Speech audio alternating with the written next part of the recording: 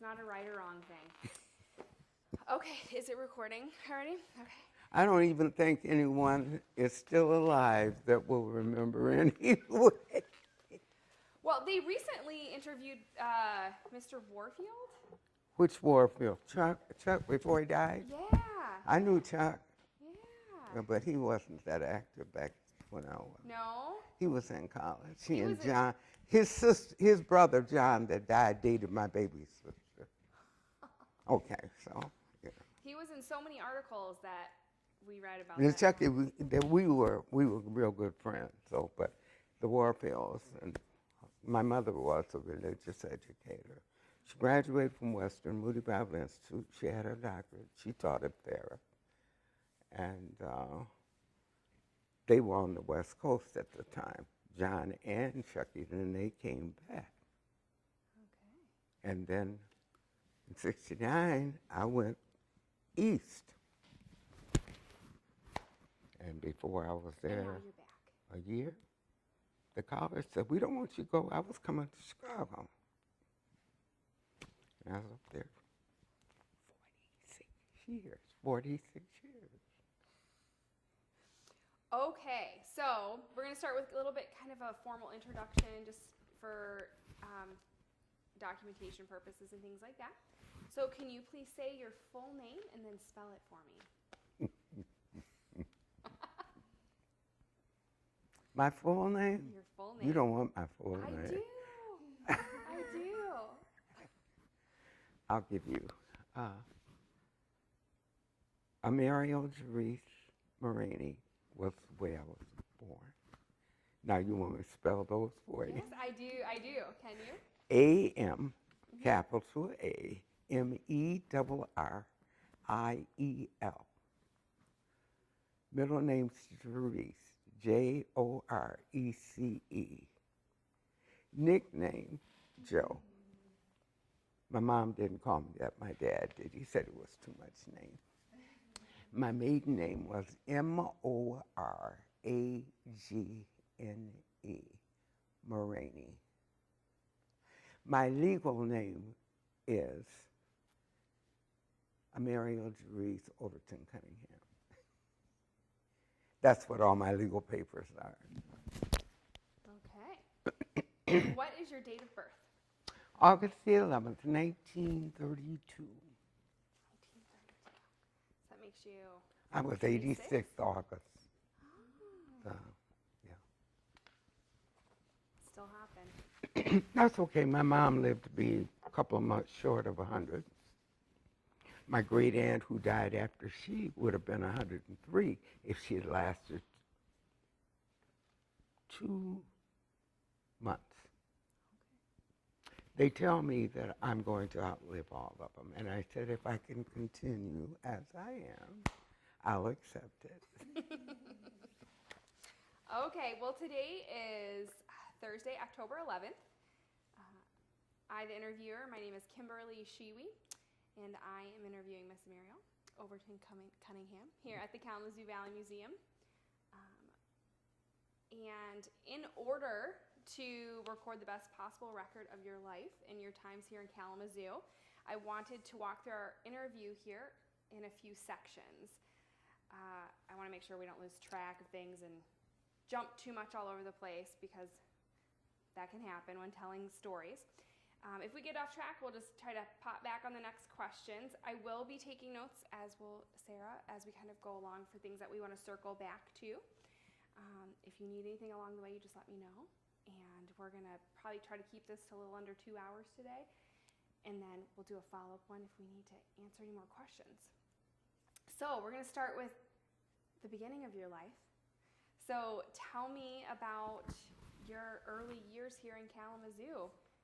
Oh, you don't want my years. I didn't come to Kalamazoo until I was 18. 19. Oh, till 18? Yeah. I was born in Enid, Oklahoma.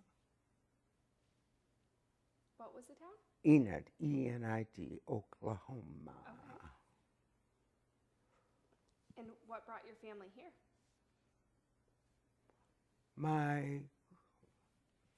Some of my grandmother's family moved to Chicago. And I went to Chicago when I was almost 4. I was about 4. Might have been a little bit old, not too much more. Lived in Chicago until the August that I turned 12. And just before that, I moved to South Haven. I was raised in South Haven.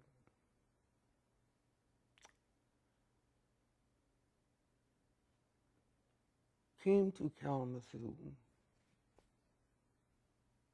1952. I think it was somewhere in there. And was a student at Western. My mom also was at Western. Was in Kalamazoo off and on. The early days, I went to the West Coast with my dad for a while. Went to school out there, came back.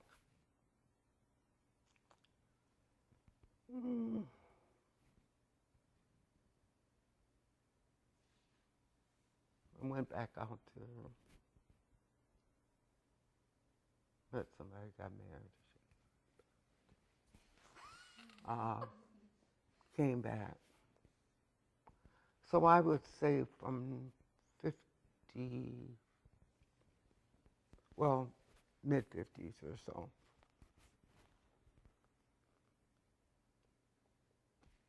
I was in Kalamazoo.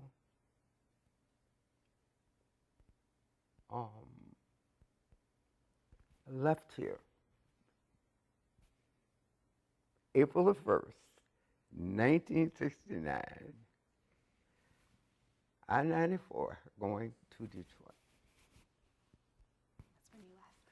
I had been still living here, but I had worked at Albion College.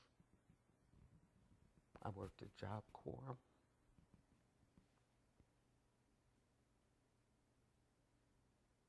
Oh, I missed the part of where I went through psychiatric nursing and worked as a licensed psychiatric nurse for,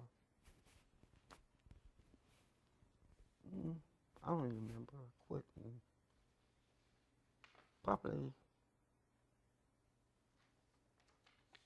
early 60s. Because I was getting more and more active in community. Because I was kind of a rebel when I was in high school. You don't tell black students that they can't go on a senior trip and not have, my mother's biracial, okay, she was. And you don't tell.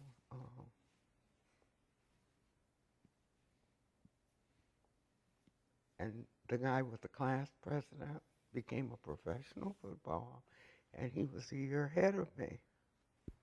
And I asked him, are you going on a senior trip? There were only 3 black students in that class. We were coming up, there were 8 of us then. By the time we got to be seniors, there were 9 of us. Big class. And he said, no, baby, I'll tell you about it at lunchtime. I'll tell you about it at lunchtime. He said, Mr. Nolan, the bookstore was where they took students when they wanted to have a private conversation. And they had taken him aside and said, Mr. Moore wanted him to talk to the students and tell them, pull us aside, you know. Well, I don't think Mr. Moore ever got over because my girlfriend was graduating, she went to military. The other girl said she couldn't afford it, she was going to Chicago for a job. And Art didn't care, one way or the other, because he could make a travel anyway. He graduated from U of M, went on, became a Canadian football player. But Mr. Moore didn't speak to me from the time We had meetings.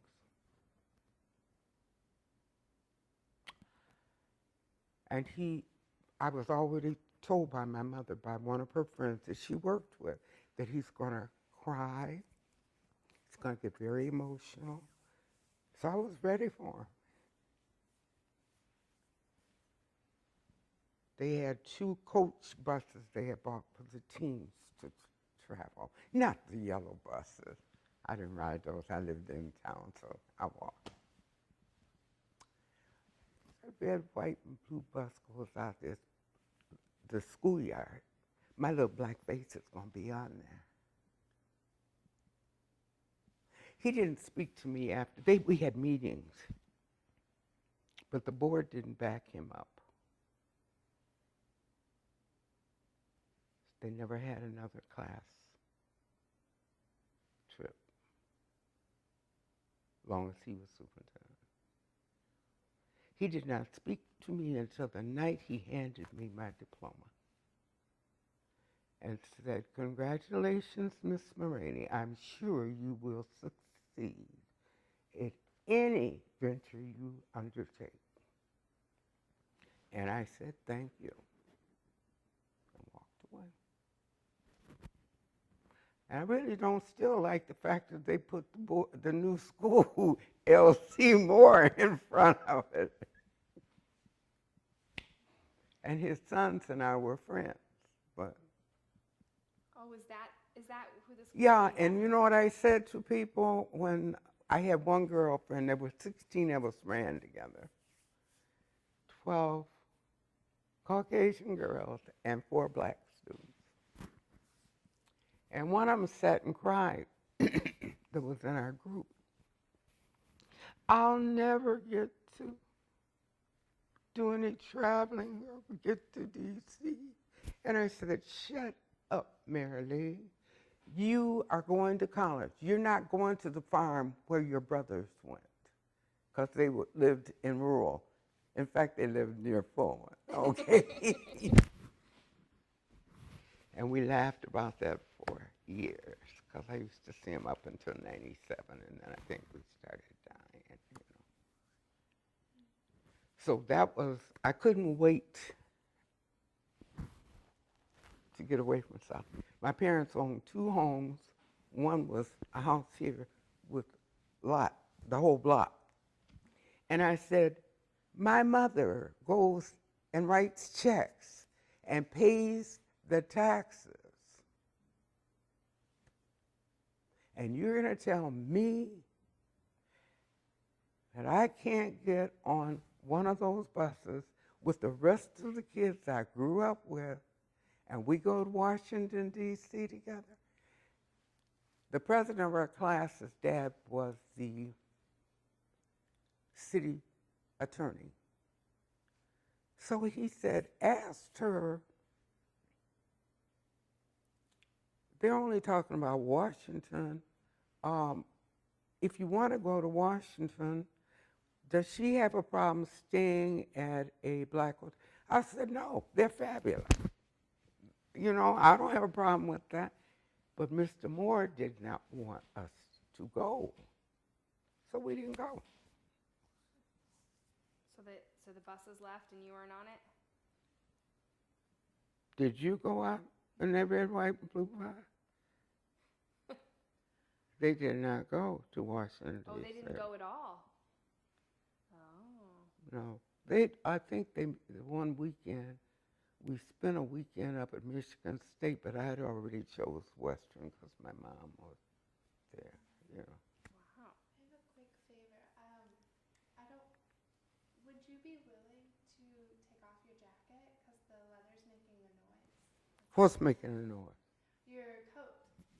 My coat's making a in noise. the microphone. Yeah. Well, shut up. Well, I can. It's Well, cold. maybe if you don't want to take your coat off, maybe I can. No, that's okay. I can attach it to your blouse here if you want. It's up to you. Okay, put it on the blouse. It's cold in here. Let's see. See, you're talking to old lady. That's why I grabbed it. I said, the wind is doing, so I grabbed, See if it will. see if it'll work right. Sound of the leather. Oh, it's the sound of the You need leather. me? Oh, I thought it was hitting it. Okay. Ooh. Ooh, well, look at you, sassy sleeves. Yeah, I thought I had the shirt that was this way all the way. Okay. I just grabbed one of them. I went in and said, Black, where are you? Yeah, let me do this. Oh, actually, I thought it'd be better like this. Okay. I'm sorry. Oh no, I'm Oh. sorry. I thought I had thought of everything. No, I get cold so easily, so I understand. So I'm sorry. Okay. I love your shirt. Is that it just a dress? The whole thing? Oh, no. Oh, that's a shirt? I have a skirt like this, but it doesn't go. I mean, it will go together, but I didn't purchase it together. I just got clothes. I haven't bought any clothes in a long time. Okay, so the years that you lived in Kalamazoo were from 1952 to 1969. So you're only here about 17 years? Oh, wow. Okay. Okay. So tell me, so when you moved to... And even when I moved here, we still had the house in South Haven because we were 2 blocks from Lake Michigan. And eventually, I don't remember what year it was. I think it was when they bought a house here. And my mom, see, my parents commuted a long time. My grandmother moved with us when we left, even when we were in Chicago. She worked at the University of Illinois, or Chicago, University of Chicago. And we always had either one of my cousins or my grandmother, see, because my mom was going to school and working, and my dad was with Greyhound. And he was just a commuter dad until I'd had my 3rd child. It was a boy. So my dad said, I'm retired. So when you moved to Kalamazoo, were you married? No, you weren't married? But you met your future husband here? No? The one you dated for 22 years that you said? No? He was in South Haven. Oh, he was We grew up together. I didn't know until I was getting ready to marry him that he had been told, get on down the road, you're not marrying her. And he didn't say anything, he just Okay. left. Okay. So when you moved to Kalamazoo, where did you live at in Kalamazoo? My parents had a house, 222 Reed Street, south side off Burdick. Yeah, that's where when they bought a house. But I lived on Edwards when we had an apartment. My mom and I were going to school and she was working. And Anna Whitten lived directly across the street. And I had met her, but I told you about I was doing rhetoric and English literature from the same professor, and I should have never done it. I was a music major, okay? So, I mean, this kid had to go home and take a nap and get up, and so I was kind of like in a small area like that, was because I was only there maybe like Monday night till Friday morning, and I was back in South Haven. We just didn't go back every day. And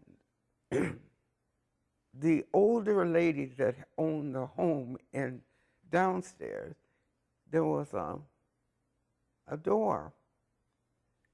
It was an older house that she had converted into a cute little small, small kitchen. And I think, if I remember correctly, yeah, my mom had one of those flower beds for herself. And I woke up around 1 o'clock studying. and I heard these steps, like a man was walking up.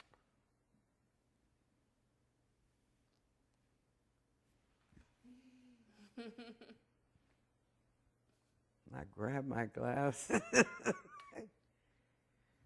and I looked down at the foot of my bed, and there was this rat looking at me. And I screamed. My mother was not a light sleeper, but she heard me. And my younger sister, we didn't want to leave her over there, so she went to school here. She's 6 years younger than I, so she slept through it. But my mom, and I hollered, "Don't come in here!" And I heard the door shut downstairs. Well, I had a class that day, but I didn't go. I told my mama, I can't stay here ever again. Well, Anna was kind of used to what my schedule was. And I was starting to pack stuff. I don't know where we were going to go, but I knew I wouldn't come back there. And that's how I met Anna Whitten. And she and I were great friends all those years. And I saw her several times because I saw her at a banquet one night in the ECP dinner. And we kind of touched base, but we really didn't have time, because like I told you, I was having eye surgeries and problems, okay? But that's how I met Anna Whitten. Did you live with her for a while? No, They were moving out of their house. And she said to me, "Amaria, let me talk to your mom." And we moved into her old house. And she and her husband, they were packing up. And I just said, God works in mysterious ways. And we stayed there until my parents bought a house on Reed Street. Okay. And eventually, I guess, after I was gone, my mom bought a house on Onondaga, and that's where she lived, off Gulf Road for years. Okay. She had a house there. She lived in Big Rapids, and then she lived in Big Rapids because Morris and I, who got married in the 70s, he came down, built a swimming pool and stuff for her. So, but that's how I knew Anna, and she just was like a big sister for me all my life, all my adult life. Yeah. Very sweet woman. Yes. So, Kalamazoo, back in the 1950s, tell me what you recall about was there a dividing line of segregation in the city? Do you really remember that or anything? Kind of what was the culture like?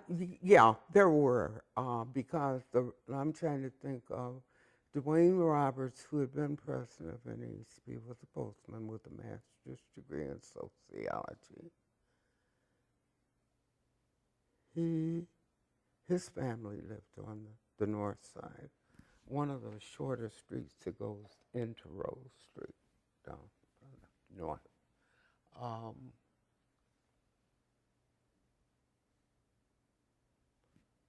Where the bus depot was the,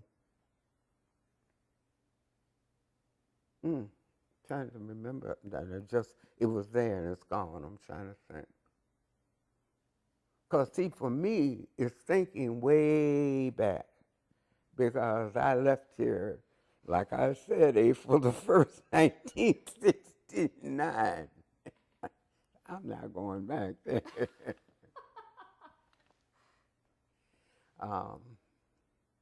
Art Washington was a big brother and a mentor for me. Art Washington, you said? B. Moses James, who was pastor of North Community Reform at that time. Black folks got into the Reformed church back then. But I was minister of music at Mount Zion for years. Until I remember my father saying, the students at Western were going to Allen Chapel back then. And my father was home one weekend, and we got out of church early, so I trotted on over to Mount Zion so I could get a ride back home. My father was standing over my shoulder. Young lady, this family all attend the same church.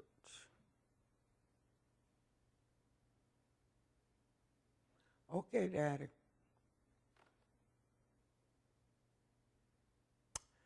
So I went the next day when I got out of school and told him I couldn't play there anymore. I had to go to Mount Zion. I would not do that today. I was just thinking about how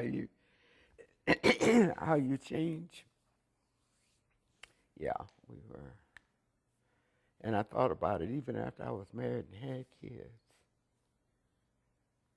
I left Mount Zion because my mother and all of them went to the Reformed church. She was Bible instructor and stuff. My mother was smart as a whip over her. She had doctors. So how was Kalamazoo, how was the division through Kalamazoo? Was it pretty? Personally, see, you're talking to the wrong person because I was raised in Chicago, in Inglewood, in the 40s, and my best girlfriend was Shirley Krugman, who was Jewish. And she lived 2 blocks from me. And I went to Oklahoma in the summer times,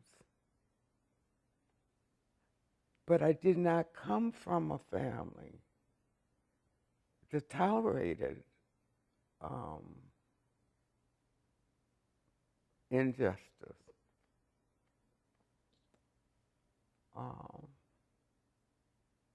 It's just not, it wasn't in our gene pool, I guess. I sense that. My grandmother, God bless her, she lived to be 97, I think.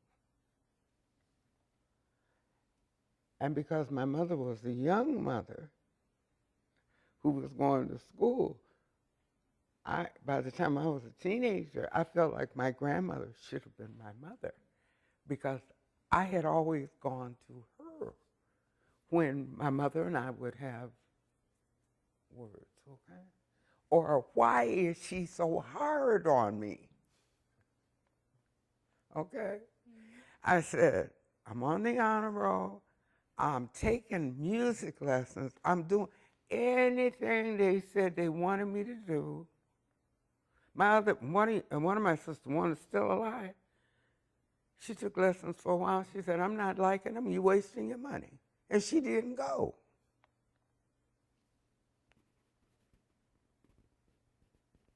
Now you play lots of instruments, right? I kick around. Like I said, I haven't brought my guitars over, but I do have all my my tapes and my lessons and stuff. And I said I was going to start doing that this winter. I play the piano and the organ, but piano is my favorite instrument. Okay. That's how I both my fingernails. So tell me a little bit about your family dynamics, parents, siblings, your grandmother. Were you all very close, and what was your immediate family structure like? Well, let's see. My grandmother was the oldest of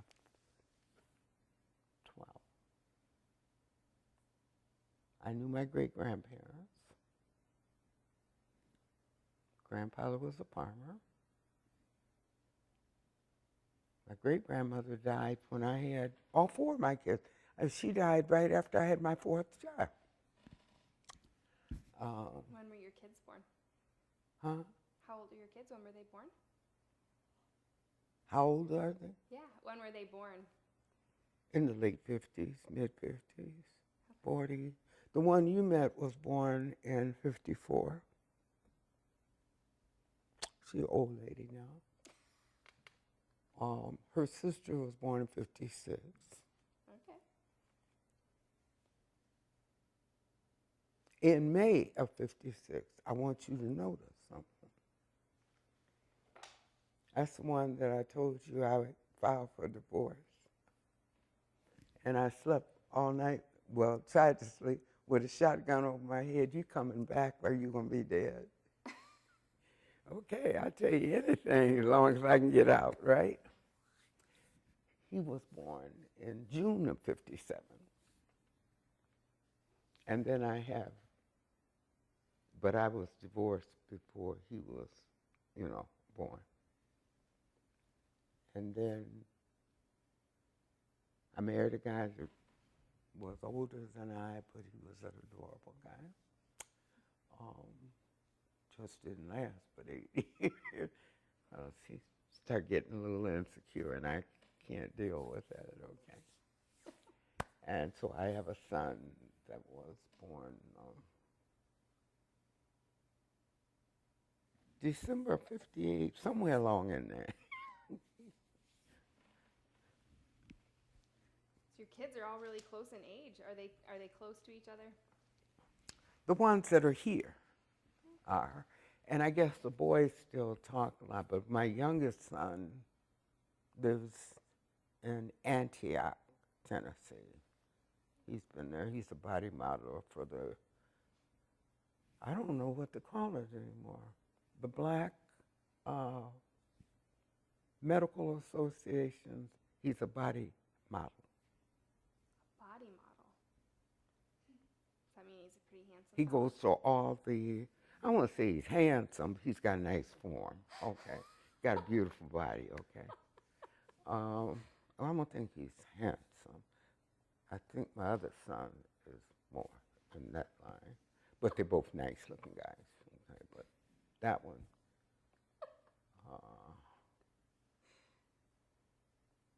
they're both nice-looking. They get by. They get by. They don't have any problems having wives and girlfriends. Yeah. But my mother was an only child. Yeah, I was going to ask you. I was going to ask about her because I know she started a food program at Western or something like that. She wrote the program, and she was on the faculty full-time at Ferris. Oh, okay. Mm-hmm. And she worked at Western when I was in high school. What was the went food to- service program she started there? Hmm? What was the food service program? Hotel food management. Oh. I may not have all the terminology correct now because it's been a number of years. And I remember when they made her, she called me and said, I got voted as department chair. And I said, oh, whoopee. And she said, I have a meeting. I forget what day was coming up. And my mother smart as a whip, but I was the one in administration. I don't mind, don't worry about that. I said, I got 6 contract books sitting on my desk. And my administrative assistant walked in and she said, what's going on? And I said, I need all these sent to my mom up at there. So she said, okay.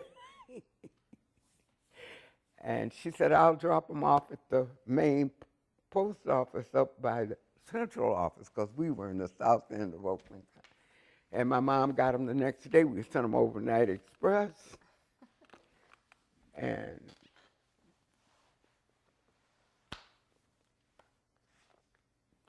they had one of the best programs that was going in the state, well, more in the state.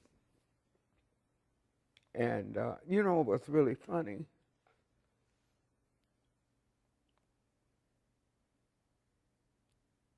Because my mom and I did not go to work, changing, leaving Kalamazoo going in at the low salaries.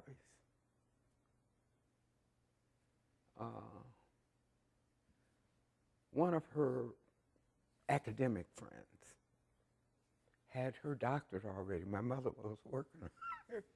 And she met me, and she was whining and complaining. Good God Almighty, don't do that to me. I said, she said, I came here from so-and-so for 19,000. And I said, what?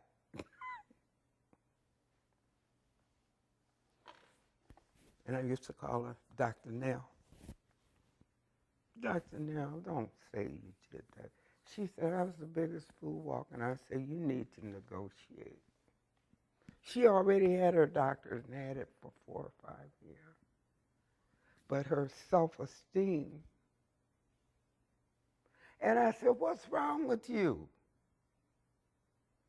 You dealing with people, you look just like them. Why you come here for nothing? She went out great friends for years, you know.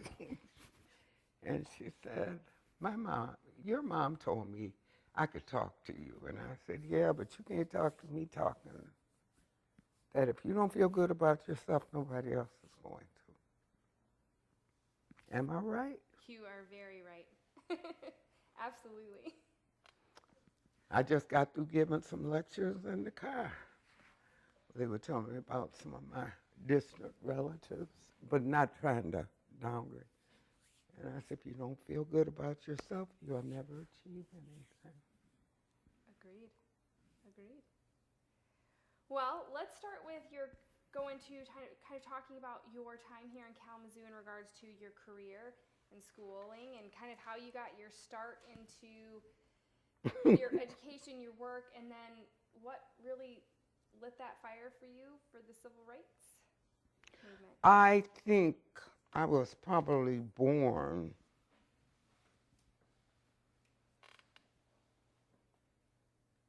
as a kid, and I don't go to the movies like I used to, but I think I was born at an age that I remembered much of what was going on in Europe in the late 30s, 40s. It makes me want to cry sometimes. The films that I would go see, the books that I read, the dehumanization of a nation of people. These weren't just film. These were film that had been taken of real people being brought, and it makes me want to cry, okay. Men in gray pinstripes being marched, women marched into furnaces. Can I have a Kleenex? Because I knew I identified with that kind of injustice. Because I also had an uncle that was lynched in Mississippi. Oh, I didn't think I was going to get emotional about it, because I try not to. But it's on my door. If you walk into my apartment, I have one of those signs that says never again.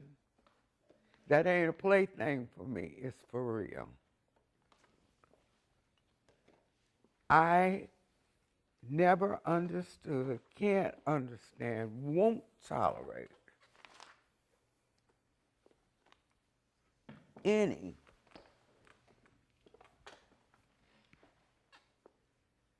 even little slur words, I can't even get it out right now.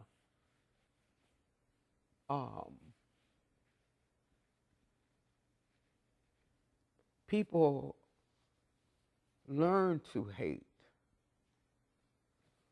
or it's easy for them to find instead of calling you by your name, find a name for you because they have a problem.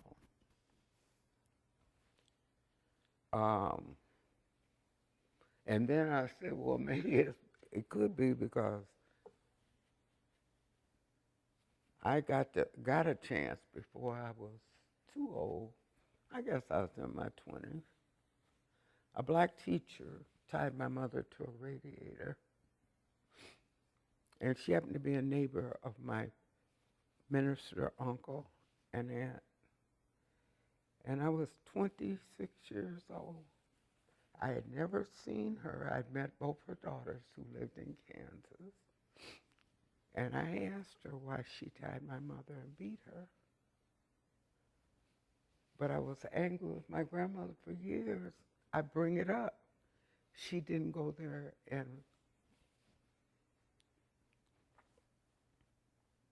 I guess it's because it was the time. It was a black teacher, okay?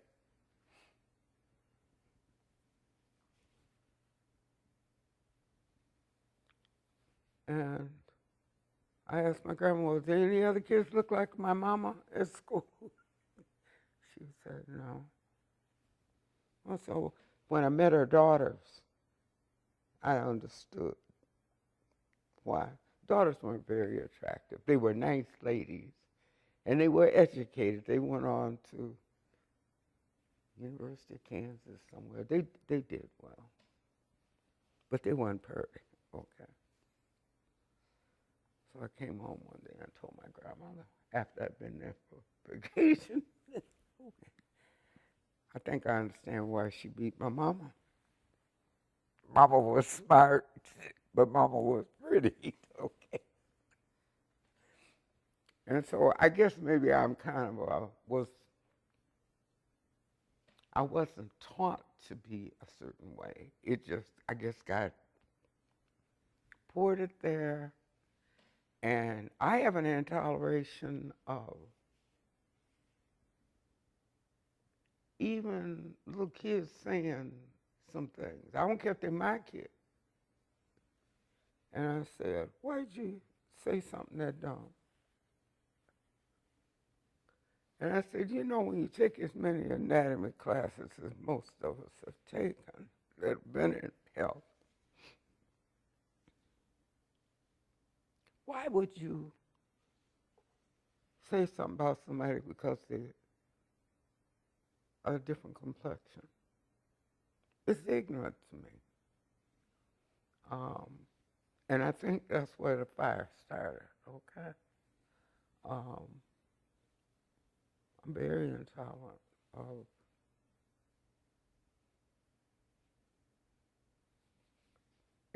non-acceptance of human beings. You know, even like I might kid with a person that has a mental illness on a one-to-one. Oh, you're crazy anyway, so why am I getting upset?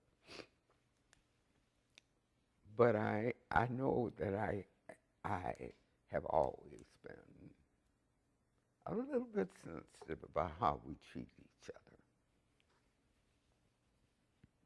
So that's okay. So you got the crazy in front of me. And I was raised by a very sensitive grandmother, but a very strong, wise woman. And I was looking at her picture yesterday, and I said, I still miss talking to her. But I'm glad I was born where I was at the time. But my caring truly came out of marching, watching, reading, seeing. I won't forget either going to the film newsreels that they used to have in the shows all the time. Black men being hung in trees. And watching soldiers march people into furnaces. And I think that, and it wasn't anything that my family fed to me. It was that I picked it up, and I know that I'm intolerant when people make cracks about, I don't even allow people who look like me to say certain things. Because I say that's something weak in you.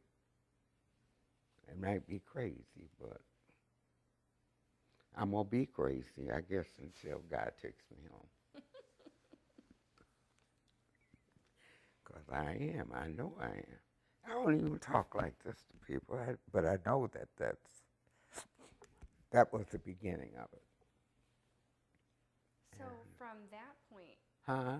so from that kind of fire that stirred in you, how did you start to get involved in the civil rights movement here? There was always a sense of intolerance of people who bullied people. I just thought of something. When I was in fourth grade, I had to beat a young, tall, Caucasian boy who teased me all the time. We could not fight. I lived about 6 blocks from school. And you couldn't be caught fighting 3 blocks. So there's a store halfway between, one of those little neighborhood stores. And he would call me Americus. And I tell him, James, I never forgot him, James Bradley. And I said, my name is Amerio. And you got a whole bunch of kids around.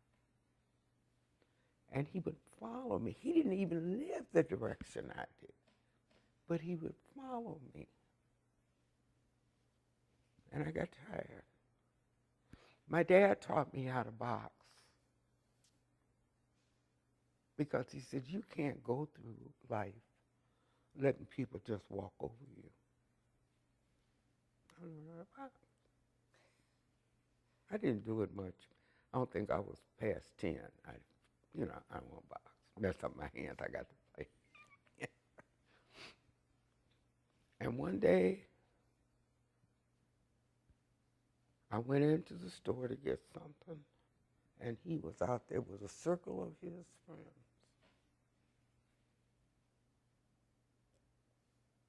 And meant to tell you, I have a stepbrother that was 11 years older than I. He's the one that died a month after my baby sister died. And he and my dad taught me how to box. I don't think I ever had to fight with anybody except when I got grown. I didn't fight with him. I just said, I'm not staying here. I'm not fighting. But I turned around and hit him with my right hand right across the jaw, and he went on his knees. And I never had to fight anybody ever again. Did he stop following you? He stopped teasing me. He would still follow and then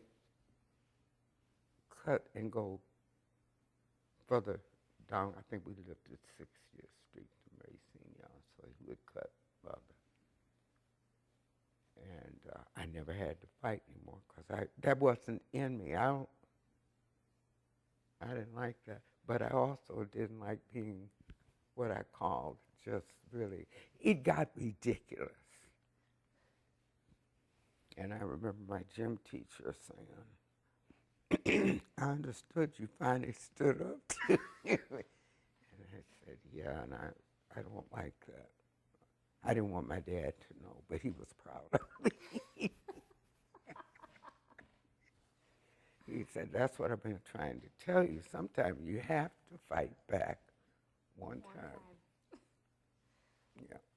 And my brother, he taught me some things too. but because I didn't like fighting. I don't like disharmony, but I will stand up to you. Yeah, so I think it's a combination of being raised by a family that were close-knit. I had two uncles that I loved dearly, my grandmother's brothers. Uncle Robert was out in Portland, so I got to know him better when I lived out there a couple of years. Uncle Will was quiet, but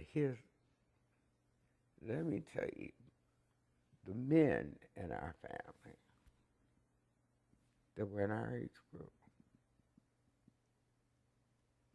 every one of them had his doctorate. He was a researcher at the University of Chicago, cancer. He died with cancer maybe 10, 15 years ago. His wife had cancer, and he had been in, you know how you're doing research, but he devoted his life to that. And his two brothers, I haven't seen him for 3 years. We were at a reunion. And all of them, masters and up. Wow. So education was very important in your family. Got to do something. And if you're a woman, you better have some education. Because we're not having no dumb women in this family. I sense that. I definitely sense that. You were a smart group. Well, yeah, but and you know what? Even though you may not, I think that's one reason why I didn't particularly want to stay in South Haven. We had a house there. The guy I married, I wouldn't live there. I told him I couldn't wait to get away from here. And it had to do with people who, it's just girls in here right now. When I was dating the guy that I grew up with, one of my best girlfriends, Helda, she dead too. All of them gone. All of them gone. And she told me that a lady had come over to her mom's house. Well, her mom wasn't working. Her mom was older, and she had a sister that could have been her mother. You know, Mom had Valda when she was, sometimes I think she was 80 when she had her. But, you know how some small towns are, and the people are petty, and they say things. And if they see a family, and they've got all girls, which we had when we were over there. My brother lived in Chicago with his mom.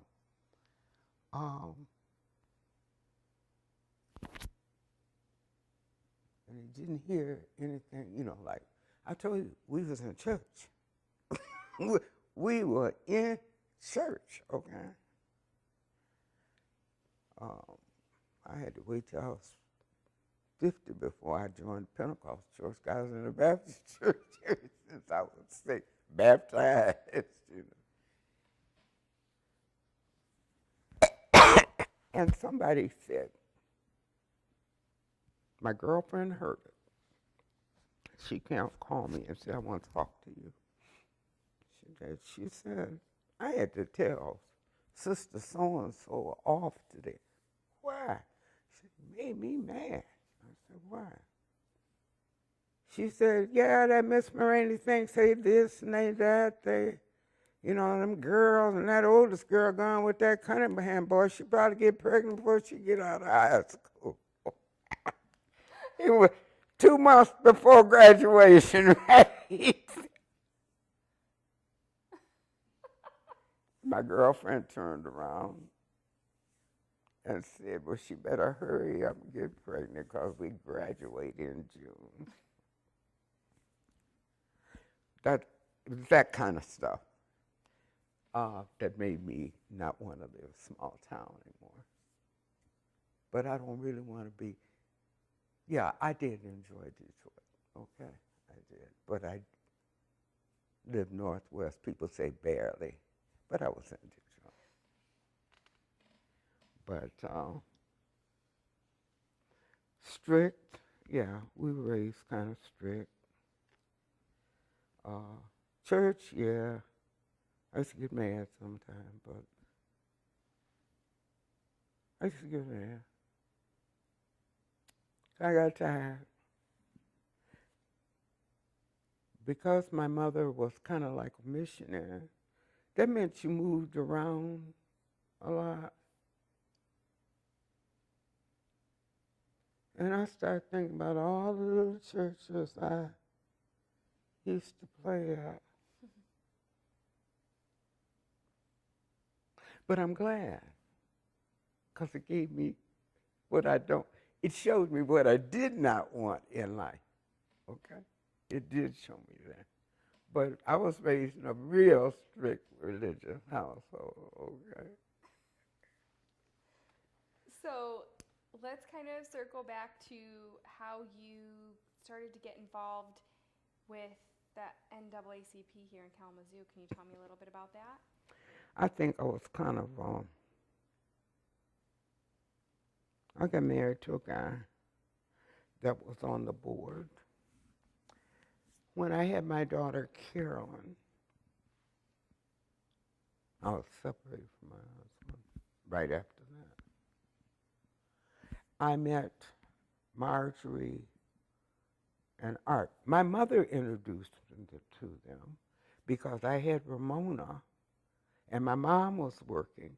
So Art's wife took care of Ramona while my mom was at work when I was having this second child. And what's his name? Fred Lilly. I hadn't been active with the chapter or anything, but I was very aware. And I worked on Art's campaign when he became city commissioner. But in fact, Art and his wife stood up with me when I got married the second time. Not the third time, but the second time. Okay. And we became real good friends. And Marge died. I was on my way there, so then Art remarried, but we never stopped being good friends, and his son and daughter with my kids. Well, when I married this older guy, he was on the board of NAACP.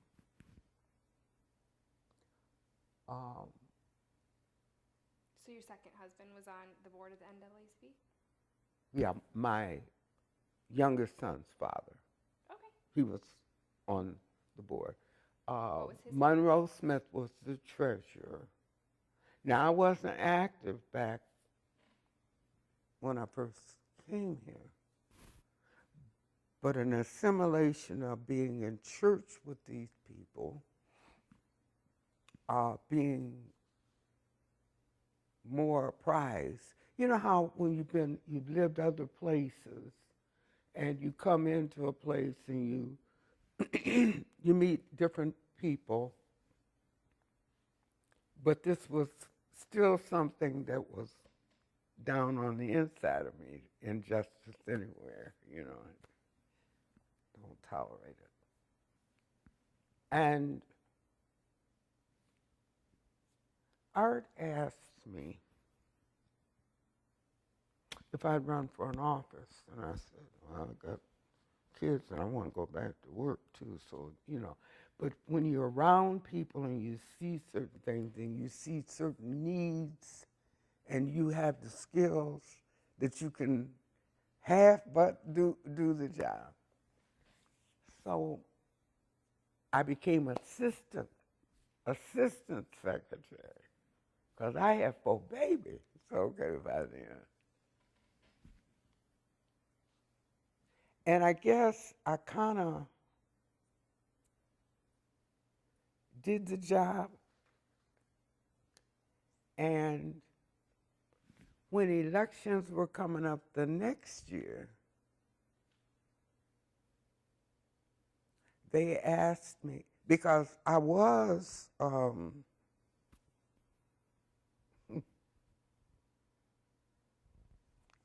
bringing in a lot of new members. I wasn't on the membership committee, but I was. And because Monroe Smith said she come down to my house bringing the money more than anybody else does. And I said, well, people can't talk crap to me and not get involved. So when they were having elections the next year, they asked me if I would run for the membership chairman. And I said, yeah.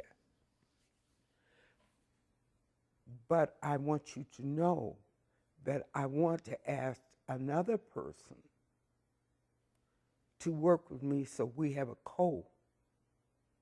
And I asked a researcher who was at Upjohn's, Dr. Paris Allen, because he and I had been working on, you know how you get little projects and and my friend Bill and Virginia Williams, they belonged to a big family that was here in the Johnson family. And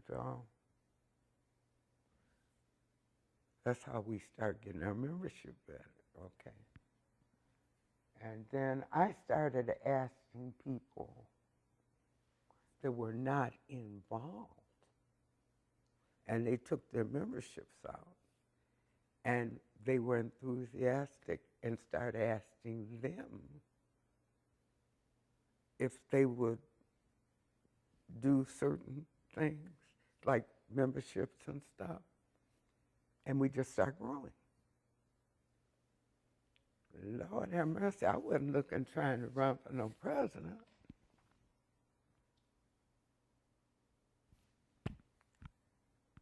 And I can't remember even what year it was. It was in the 60s, I know. So did you take the position of the membership chair first? Okay. Oh, yeah, I worked my way up now. I didn't walk in the door and say, well, I'm bad, I'm going to be the president. No, I worked my way up. We even, not as the NAACP, but when Art decided he wanted to run for city commission, and he came very close to being the mayor his first time.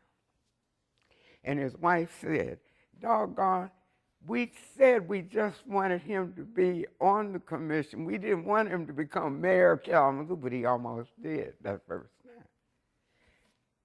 Because I started asking students to get involved. I wanted somebody in every church that was a member, someone there to be responsible for getting members. And I hooked up with Unitarian Church, and all of them were members too. So we had, it wasn't, it was Kalamazoo folks. And the one person that, I guess that's why I became president. I didn't plan on it. We had one city commissioner. And when we were at board meetings, or even before I was active with the board, I would hear things like, he's on the city commission. I said, what does he do on the board? They said, nothing. I said, you got a city commissioner that doesn't do anything? Then what is he here for? Just so he can say on his resume when he runs, member of the Kalamazoo branch of the NAACP. That was when before I was president. So I went to Art and I said, because Art and I were talking, I said, Art, we can't have people on this board. Because, see, I had a lot of my friends that looked like you that were involved. And my best girlfriend, Norma Johnson, her hair was your color, but she looked a lot like her, okay? And she was social worker, and she in art worked for family services. At that time, it was a private agency at that time, back in the 50s, I guess. And so I wrote him a letter, like I wrote every board member. They was pretty letters, and it said,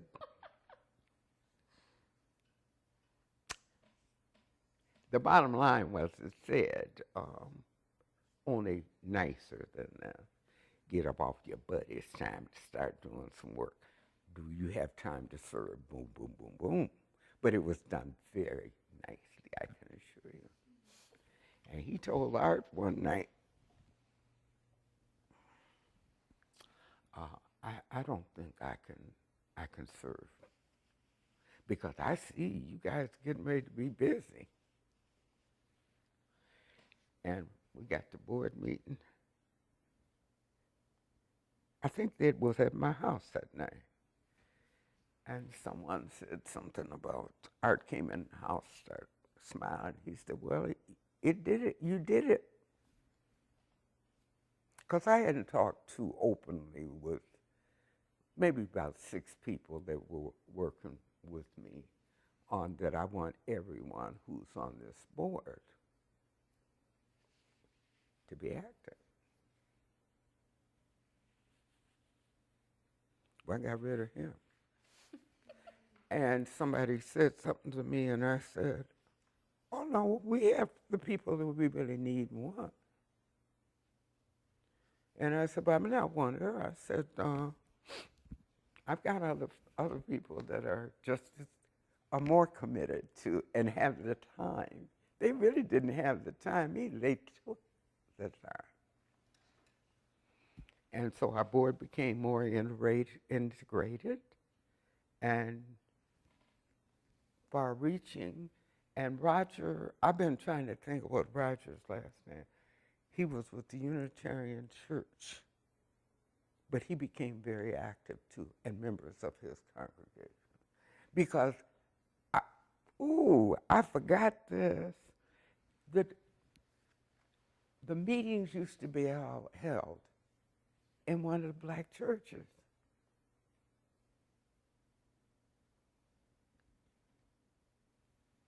And I said, first thing we're going to do, will you check with Douglas Community Association and see what it would cost us to have our meetings here?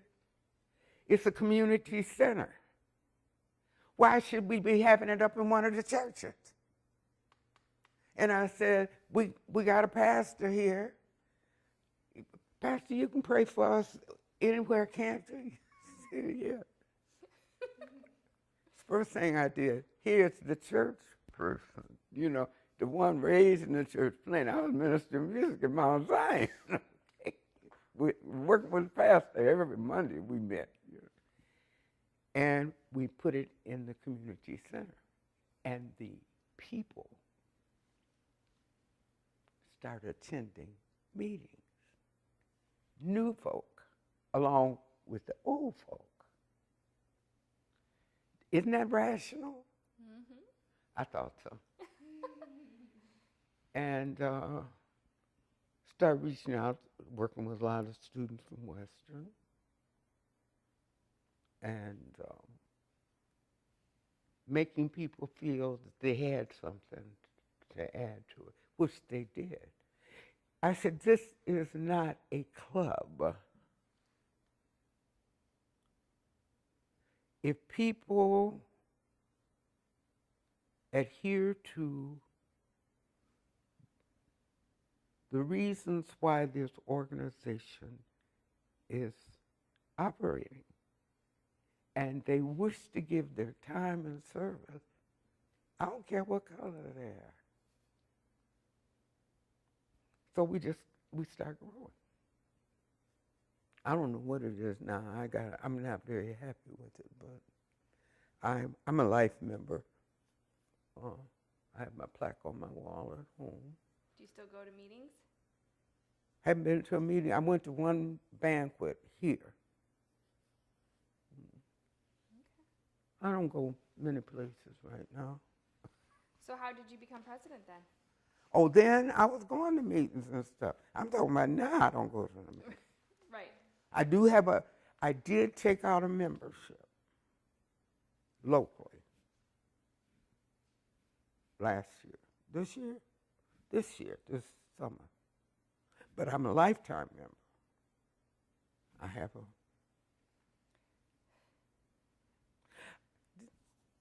I even did something else crazy. I had organized not just the Baptist Ministry, but Black Ministerial Association. There were 7 black ministers in this town then. Half of them weren't speaking to each other.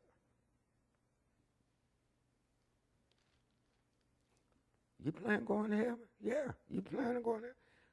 What's going on? So we started meeting, and they became an organization. I don't talk to people about that one, okay? Because we started getting more ministers in town. But many of the newer ones came in. I had been working with them anyway. Okay? And I said, how do you think you're going to go to heaven? And you can't get along down here? That's not right. Well, when they start sending directives on asking us as president to have certain things being done in the community, Rob Wilkins sent me a directive, and I contacted the ministers along with my board. And the ministers were kind of scared, not all of them, but I say if there were 7 of them, maybe 4 might be a little shaky, okay? It might have been more than that, but I'm thinking about the original 7, okay? Roy Wilkins had been out of the country. He was the former executive director, well, 2 times back, I think. He's deceased now. And he had sent this telegram to me. This was something we were doing nationally. And one of the ministers was brave enough to call me and said, we're having some problems on Sunday. I talked to Art and a couple others. I said, you know what? I'm not having it.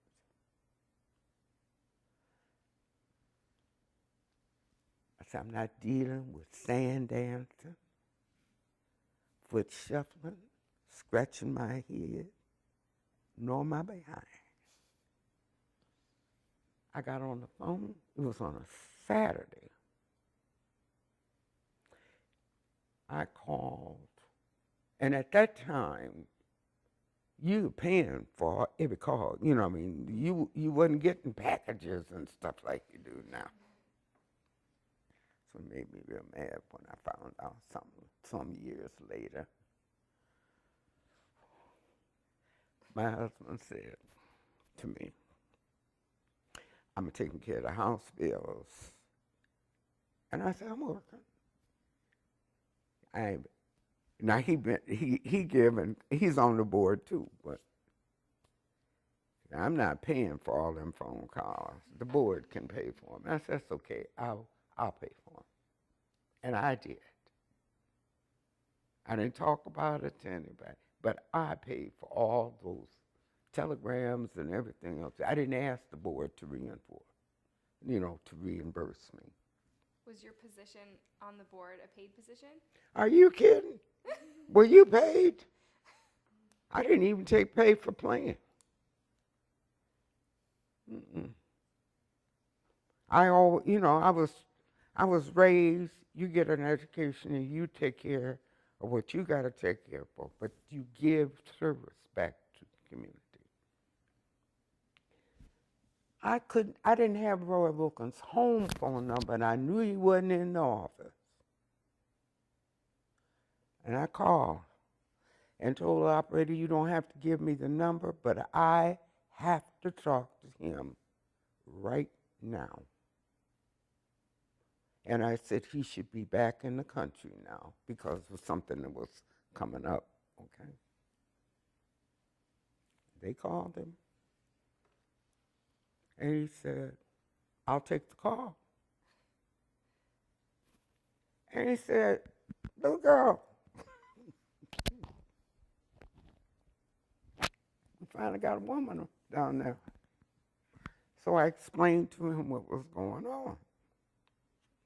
And it wasn't like poor pitiful me, help me. But do you have any kind of, am I understanding this directive that you sent? Yes, you did. And I said, well, how can I give 7 black ministers that all of them got churches? And half of them scared. So he talked to me. And he said, you go back and tell all of them I said. Boom, boom, boom, boom. And he said, and if I had the time and was in my office, I'd send every one of them a telegram. I said, you don't have to do that. I said, I can deliver your message. Went back home, called everybody. After I talked to Art and a couple of them. And they did what they were supposed to do that Sunday. But the one thing he said to me, young lady, are you coming to National? I said, yes, sir. It was in Chicago. I don't care if I'm talking to the president. You come up and introduce you because I want to know you personally. And he said, any president I got in this country got that kind of nerve and catching that kind of flack in her community. She needs to be totally supported. And he always gave it to me. But I never ran to the National for anything. I just knew that they had my back. But the funny thing was, I never had a problem with any other pastors in this town. And there was one pastor that was at North Presbyterian, right there on North Street. Okay, yeah. I can't even remember his name, maybe because I don't have, stuff packed out. And I don't even know if I kept it. I'm sure I got something with it, a book somewhere. I'm still paying to keep stuff in a garage. I got it in the garage, but I mean, in Portage, I'm still paying $100 and some. So one day I got to go there and clean that place out. And he was the one when we did the Van Avery thing. My pastor, and I think it was Reverend B. Moses James, and the minister at North Community. No, that was both. It was Presbyterian Church. He came out with the second group, and he looked like you. See, he wasn't black, but he was part of the ministerial. And so it was a tight thing. And see, nobody, even Paul Schreer, thought that, she's just going too far. But everything that we did was justifiable. I had moved from Rose Street. And we don't want to talk about what you go through to buy a house, or build a house here. I think I mentioned that to you, didn't I? I don't think so. Okay. I probably didn't mention it. But I wasn't living on the north side when we did the Van Avery thing. I had lived there, and that's where I was still going to get my scripts and everything because I liked the drugstore, and they had cosmetics and stuff. It was like going to Hudson's. Gilmore's at that time. Excuse me, Okay. Gilmore. Okay. And people called my house and threatened my children. They didn't talk to me. They talked to my grandmother. And my grandma said, I would advise you that you not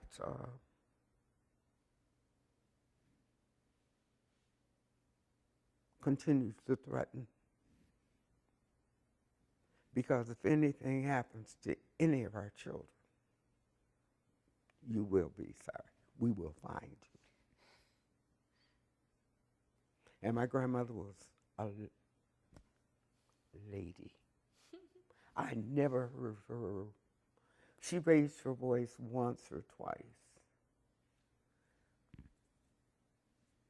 And I went, oh, I heard her. Because she was a gentle lady. But we got threatened.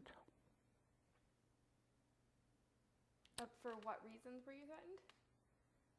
Because of Van Avery's. Okay. And I've never had an unlisted phone number. I won't do that. I'm hiding from no one. So you got threatened because you continued to shop there? No, I stopped when they refused. See, I organized also the youth group.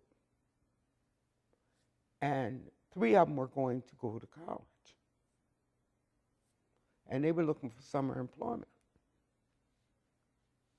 Oh, by that time, I'd gotten people that they considered thugs that were cleaned up wearing shirts and ties and doing, communities, you know. I had one guy, he's dead now. He was a lot younger than that, but they patrolled the north side at night. We didn't really need police here, except just Alma Witherspoon lived right there on Rose Street. Rose Street. And he was a community leader, I guess, until he died. But I worked with a lot of young people, too. So tell me about the Van Avery protests. I know you were involved in that. What's that? The Van Avery drugstore. Oh, yeah, I protest. organized it, yes.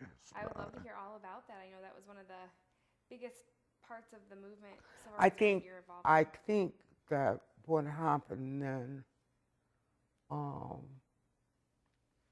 they did something. You know, like, do you think I care about them? We had Gilmore's downtown. Irvin was a supporter of us. Okay. When I met with these kids, and this Dr. Allen, that I eventually asked him if he'd take over the youth group. I couldn't do both.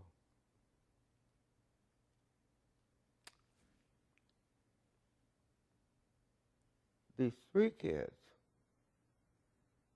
one of them was my girlfriend's daughter.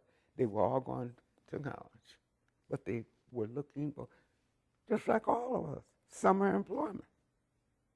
I worked in the resorts in the summer. I didn't work during school year. That was book time, music time. They came to me and said, we cannot find a job here. I said, you what? So I said,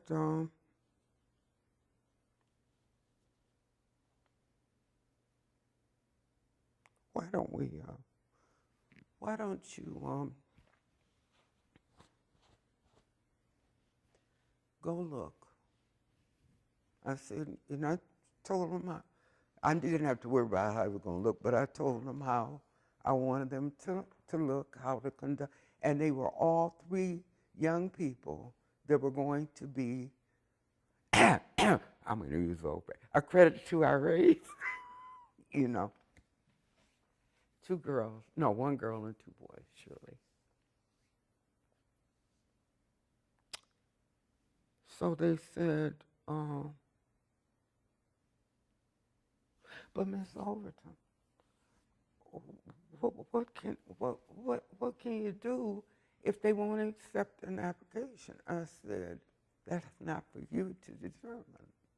I want you to go in and I was real nice and polite about, I want you to look like you are ready to go to work. I wasn't worried about how they were going to conduct themselves because I knew the families. I was close friends with their parents. And plus, I'd known them since they were little kids, okay? They were all just a little older than my kids. What you gonna do if they don't, what you gonna do if they don't let her? And I said, that is for the board and I to determine. You just go out and look for employment.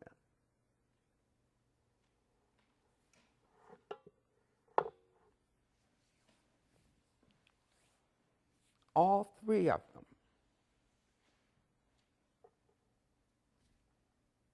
came back to me.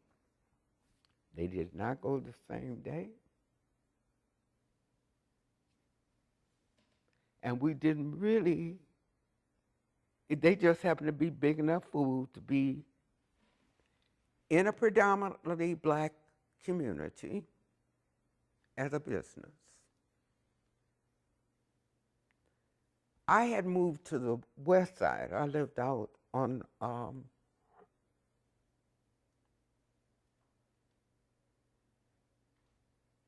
trying to think of what the distance was, because I live out on Cherokee now, so it was before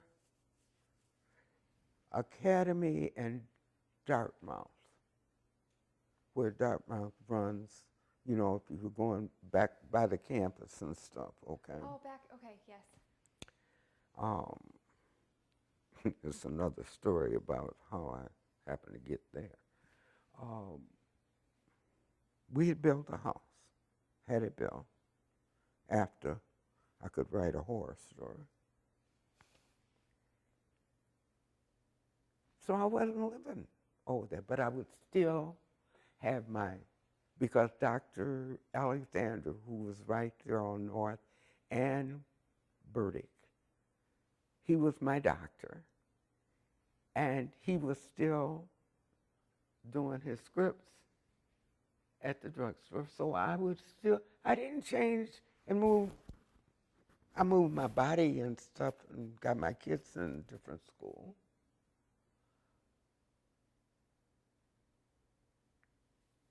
Then beautiful jewelry. They had a lunch counter.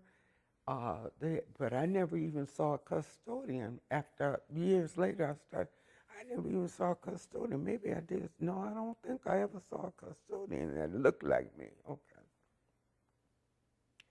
But I had said to them,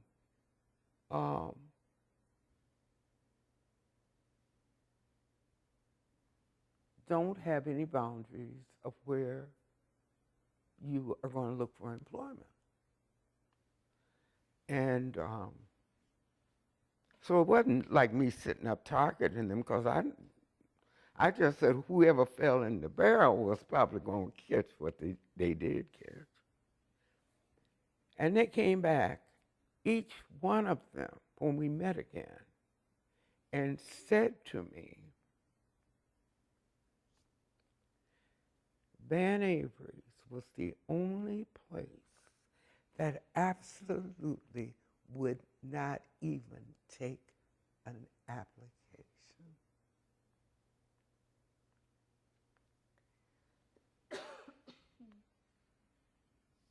And I said, what?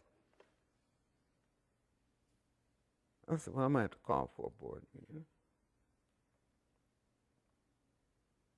Everybody's saying, well, what are we going to do? A couple of pastors looked at me and said, we already know what she's going to do. Because I had planned land. I said, it's not fair for you to live in a community. You patronize that community. I never changed, and I had lived on Rose Street almost down near the end, one of those smaller houses. And that's why I moved, because we needed to build a bigger house. We had 4 kids. You can't have 4 kids in one small bedroom. I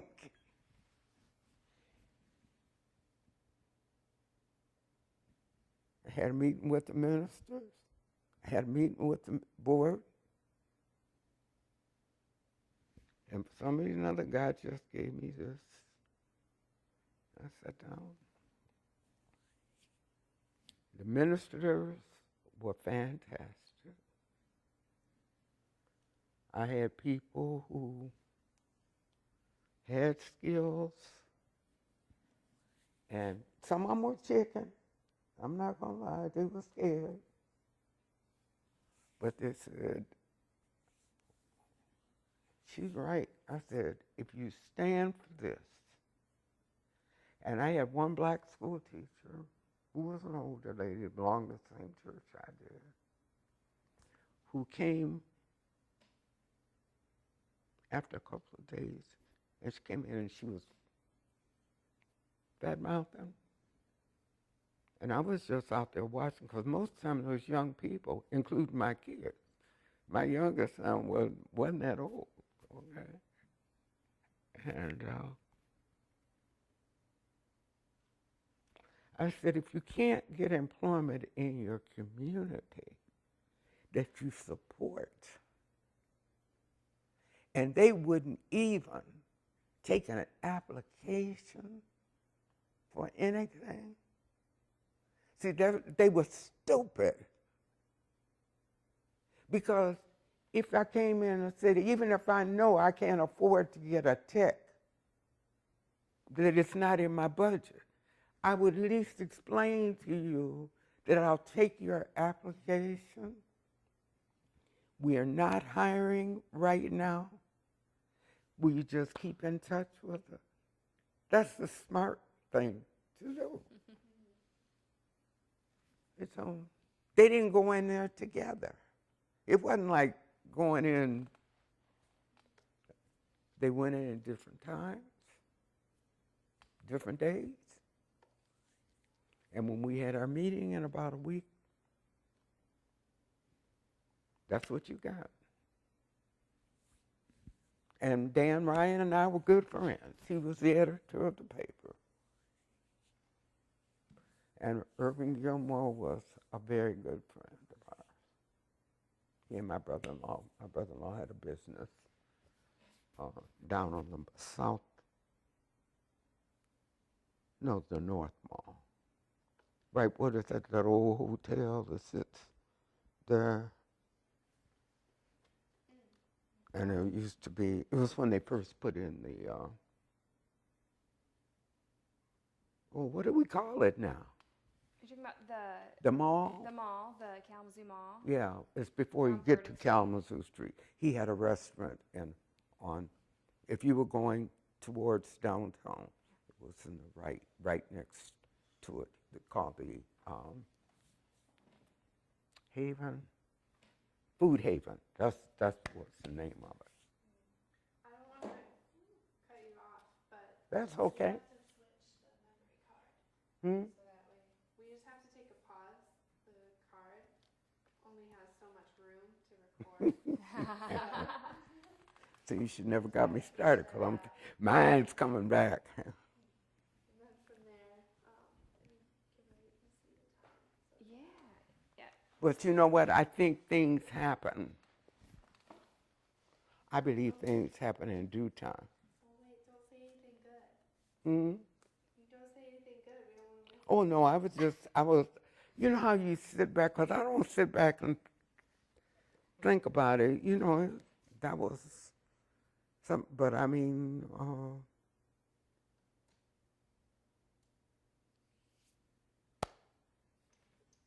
I don't think anyone was sorry to see me leave.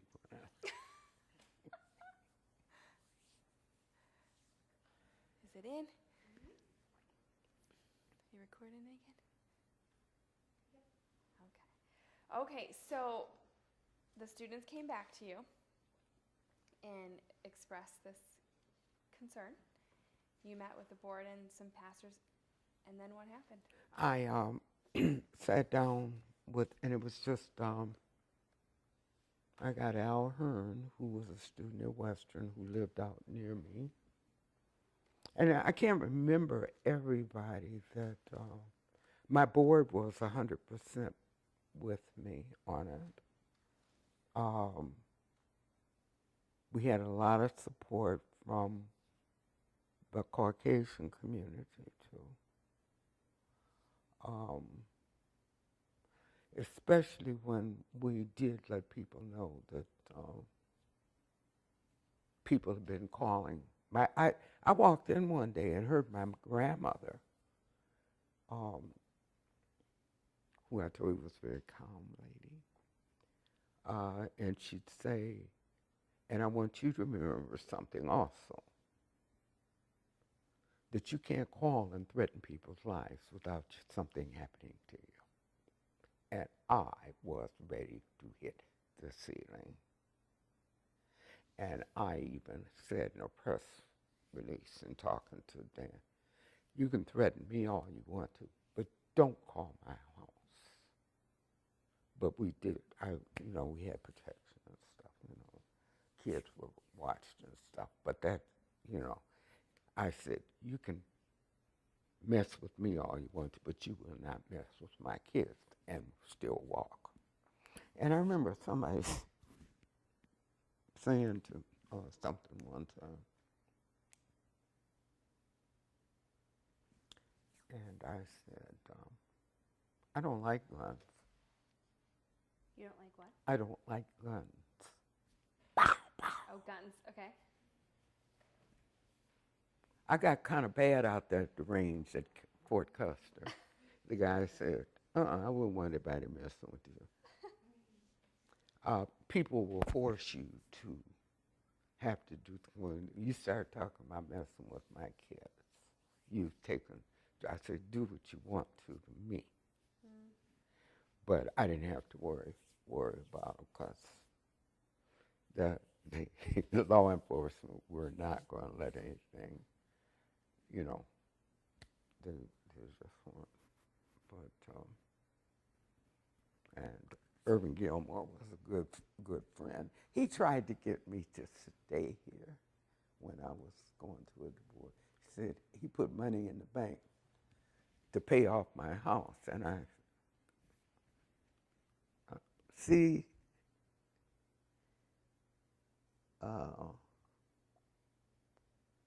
That kind of stuff don't sway me either, okay?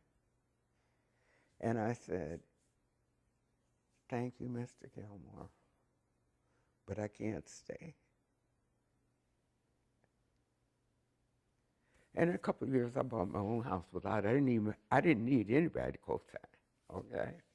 In fact, I bought 2 houses when I was up there. And so you trust God, and He will never fail you.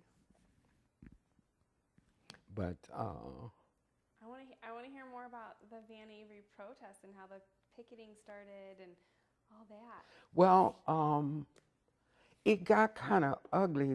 The things that I remember were this, that we had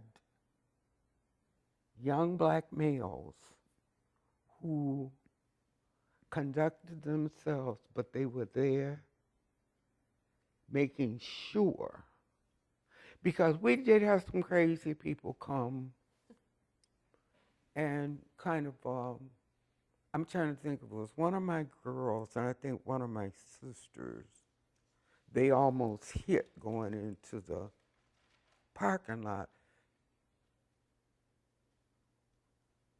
And the guy felt, the one that was watching, kind of felt like it was kind of planned, that they had kind of thought they were, you know how they going to make out scare them? It didn't scare them, it scared me, but they didn't know it. And what we did, we just changed strategies and wouldn't let the younger ones go too far down towards the parking lot, you know, bring them. And after a certain time, I would say to them when it started getting dark. So did you go in and meet with the owner, Mr. Van Oh Avery? yeah, we did all that. I did everything you're supposed to negotiate, and I did all that stuff. But at the same time, when I was there with them and they weren't budging,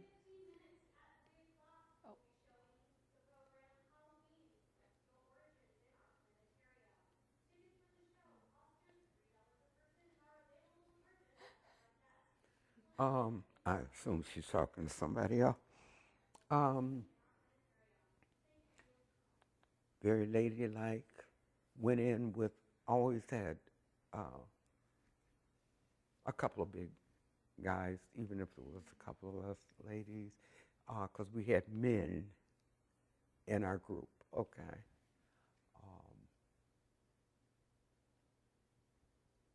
Many of them, you know, like Dr. Allen, and Mr. Washington was city commissioner. We tried to kind of, but he was out there too, but we kind of, you know, you work for the city. I mean, you know, you don't need to be out here too much, but he'd be out there supporting too, all of them, you know, the ministers. And it was gorgeous when the Unitarian Church got involved in the Presbyterian Church, because it wasn't just us, okay? It was the group was there. And What did the Van Averys say when you had those meetings with them originally? they just said they were not going to, they didn't want any, they were bold enough to say they did not want any of us employed there. So And I they think it didn't try even to hide it. it damaged their relationship with my doctor, who was black like me. They really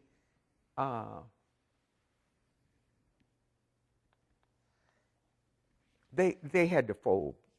They had no other choice, because we weren't going anywhere. They were not going to operate that place and didn't have anybody of color there. So were you the one that organized the picket line? I was president of NAACP. You were president during that time? What? During the Van Avery protest? Honey, I was the one who was in charge of it. Oh, okay. Okay.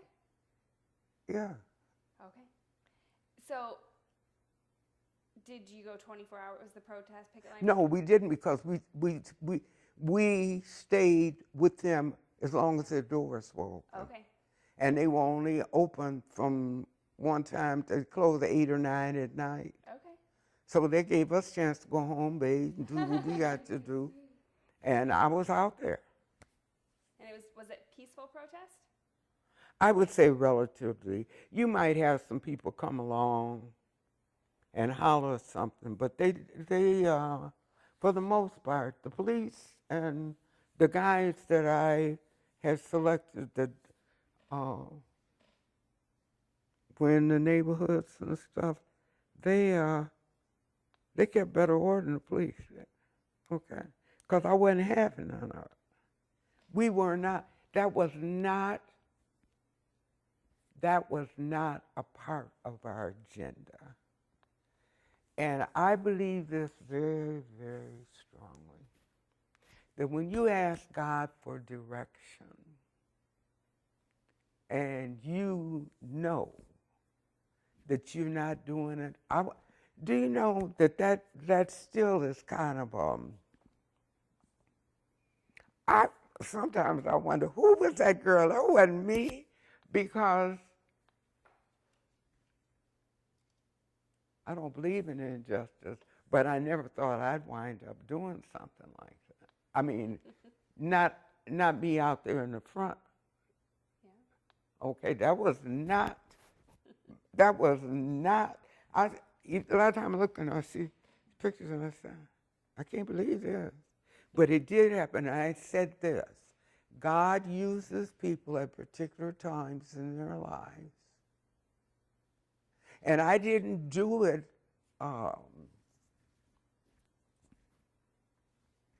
didn't do it for the publicity. I did it because it was injustice. And it was just like when we built our house.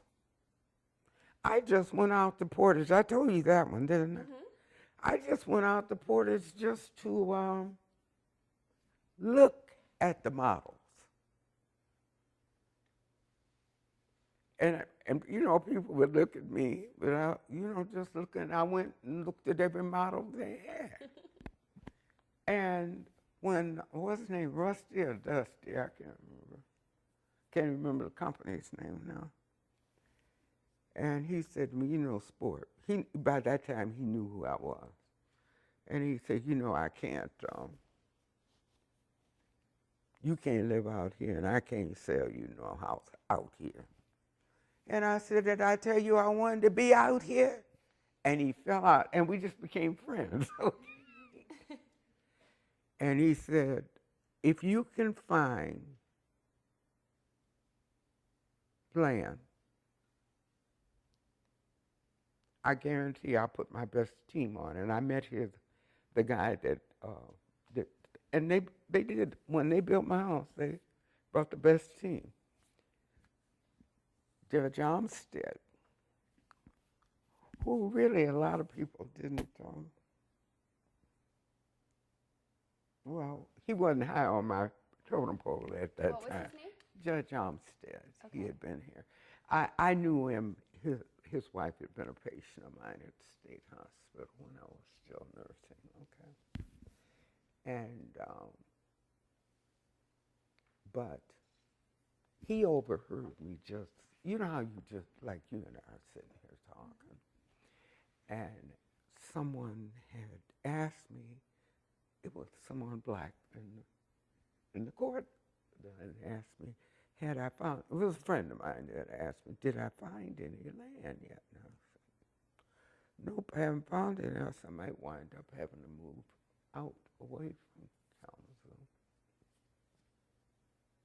And I said, but I'm not going to wait till my kids get to be 10, 12, 13, trying to put them in small bedroom, you know, we had twin beds, double sets. And he waited after a while because I was up there doing some stuff at the corner. And he's on this all the time. He said, I didn't mean to be over listening to you because I didn't pay no attention. You was over in the corner somewhere. He said, have you been able to find any property? And he said, forgive me, but I overheard. And I said, well, that's okay. I said, no, I haven't really looked. I said, I may have to move out of, I had looked out on 9th, somewhere down out in the country. Well, for me, it was the country. You know. Not anymore. No, it's not now. And I have a friend that we almost went to law school together. He moved here, but he's dead now. His wife died too since they moved here. But we worked at the college together. One of the brothers, okay? And he asked me, he said, you know, I knew him more from him visiting his wife, okay, at the hospital. So he said, I got a little piece. He said, do you know what part of town you want to be in? And I said, if I stay, it'll be somewhere on the west side. And he said to me, well, I don't know if that'll work for what you want, but I got some, it's less than an acre. But it's right, you know where Dartmouth area is out there? And I think at that time, or just that they were building that McDonald's at that time out there. And Dartmouth is here, and the McDonald's is on the other side of the street, on the north side. And he said, he told me, he wrote it down for me, and he said, why don't you go look at it and see if it'll work for the, because he'd asked me something. I said, no, I'm not looking to I don't want a rancher. I said, I want the tri-level. And he said, good. He said it might work. So I went home and I said something to my husband, and he said, I said, I went and looked at it. And he said, what you think? And I said, I like the location. It's in where I wanted to be on the west side. It's off M43. So he said, come on, let's go look at it. So we went. And he said, why don't you call him and tell him if you want it? He said, I'll go to the bank and get a check. And he said, no, I can handle it. We got it in the savings because I wasn't. That's why we built out there. It was Judge Armstead. And there was a little wooded area next to this land, and Dave was the guy that had a cabin, just a little cabin there, and he had one little dog, and and the lot went way back, and so the kids had plenty of room to park in, but that's how I got my land. And people were raising hell all up. And when Dan Ryan started laughing one day, he said, somebody wouldn't believe it. Armistead made sure you had land. He said, I don't want you to leave Kalamazoo. So I had moved before that whole Van Avery thing. We had built a house and moved out there and been out there. Because people were calling my house saying they had a house for sale. And if I would like to, they would tell me what, my grandmother, well, it's on so-and-so. She said, well, I'll have her call you. And one lady called when I was there at the house. And I said, oh, no, dear, I'm not looking for a house. I'm standing in a brand new house. And she said, oh, it's just some of us thought maybe we just, because you couldn't find what you want. I said, no, this one I just done, I'm in it. I'm talking to you standing in my kitchen. I said, no one should go through what I've had to go through to get a house. If you got the money, you should be able to get what you want. And she agreed with me. What was the struggle? Huh? Portage, I didn't want to live in Portage. I think I had Mona take me to the beauty shop and have them cement this back